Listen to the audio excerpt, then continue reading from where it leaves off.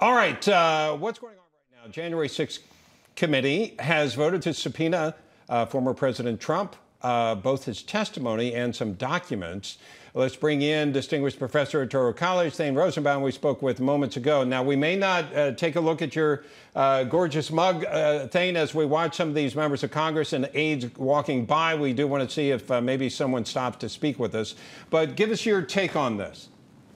Not a big surprise, right? This is sort of their last shot for the committee. This was their last official session. If you're a Trump supporter, you can feel manipulated, right? Nothing was added today. We saw the same footage that we saw on opening night when they did it at prime time. So what you're essentially saying is, let's get one more shot at muddying the water and poisoning the well. Let's show Americans all the video that everyone has already said was appalling. Nobody was defending the rioting in itself inside the Capitol. So what are we doing? We're seeing it again. And although we don't know what the evidence is, it's so unclear that there's a direct causal link between what happened at the Capitol and anything that the president actually did. It's not clear that they presented any evidence showing any causal link, which under the law is essential. You can't just put video up there and say, he did it. There has to be some nexus, some connection between the president and his people and what took place on that day. So on the final day, guess what? Like out of a Hollywood script, we once again see more video of something that pretty much everyone acknowledges is horrific.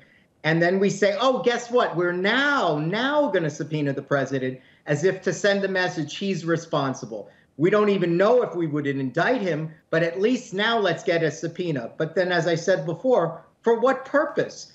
The midterm elections are coming up in a few weeks, and the subpoena itself will expire at the end of the term of this Congress, and they know the president will not comply with the subpoena. And I think it's unlikely that the Justice Department would, having referred contempt of Congress, would act on it. Why?